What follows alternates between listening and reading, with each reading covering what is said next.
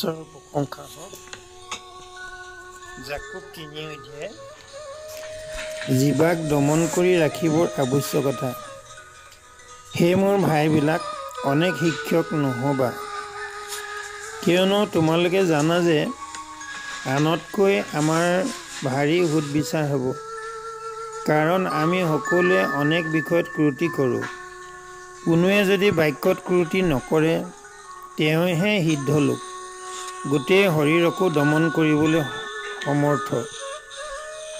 ঘোঁৰাবোৰ আমাৰ বশীভূত হ'বলৈ আমি যদি সিহঁতৰ মুখত লাগাম দিওঁ, তেন্তে সিহঁতৰ গোটেই গা ঘূৰাব পাৰোঁ।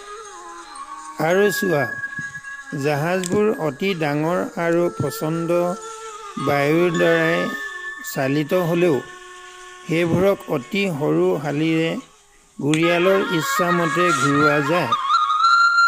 সেইদৰে জিভাও অতি ক্ষুদ্ৰ অংগ, কিন্তু মহাদৰ্পৰ কথা কয়।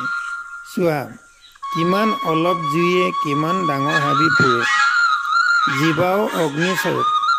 আমাৰ অংগ প্ৰত্যংগবোৰৰ মাজত জিভা অধৰ্মময় জগতস্বৰূপ।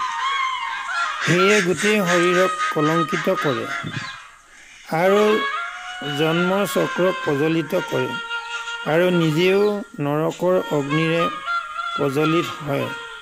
কিয়নো পশু পক্ষী, উৰগ আৰু জলজন্তু আদি কৰি সকলোৰে স্বভাৱক মানুহৰ স্বভাৱৰ দ্বাৰাই দমন কৰা যায়, আৰু দমন কৰা হ'লো। কিন্তু জিভাক দমন কৰিবলৈ মানুহবিলাকৰ মাজত কাৰো সাধ্য নাই।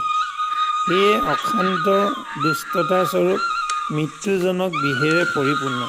তাৰে আমি পিতৃ-প্ৰভুৰ ধন্যবাদ কৰোঁ, আৰু তাৰেই ঈশ্বৰৰ সাদৃশ্যৰে হোৱা মানুহবিলাকক সাও দিওঁ।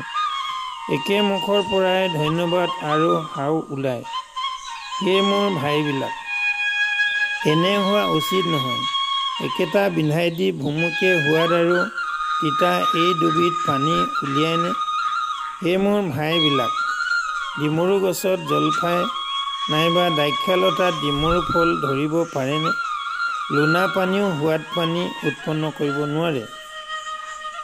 তোমালোকৰ মাজত জ্ঞানী আৰু সুবুদ্ধি কোন?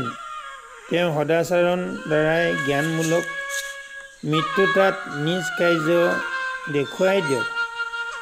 কিন্তু তোমালোকৰ হৃদয় যদি তিতা, ঈৰ্ষা আৰু বিৰোধ থাকে, তেন্তে সত্যৰ বিৰুদ্ধে শ্লাঘা নকৰিবা আৰু মিছাও নকবা। এনে জ্ঞান ওপৰৰ পৰা নামি অহা নহয়, কিন্তু সেয়ে পাৰ্থিৱ, ইন্দ্ৰিয়াসক্ত আৰু ভৌতিক। কিয়নো যি ঠাইতে ঈৰ্ষা আৰু বিৰোধ থাকে, তাতে দন আৰু আটাই কুকৰ্ম থাকে।